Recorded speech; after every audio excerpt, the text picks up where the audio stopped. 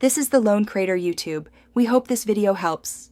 You start by confirming the domain and why it matters.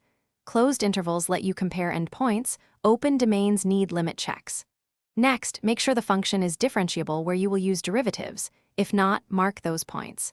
Then compute f, x, and solve f, x equals 0 to produce critical points. These are candidates for Extrema.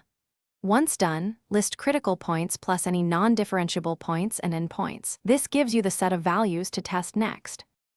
You now examine each candidate to determine whether it could be a max or min. Construct a sign chart for f, or use the first derivative test to see where f increases or decreases. This explains how values change. If f exists at a point, use the second derivative test for a faster concavity verdict. Once classified, compute the actual f values at every critical, non-differentiable, and endpoint.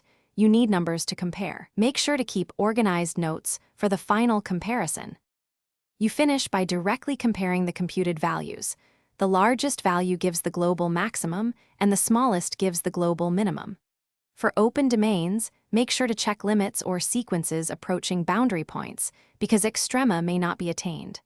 Once you identify the winners, state them with their locations.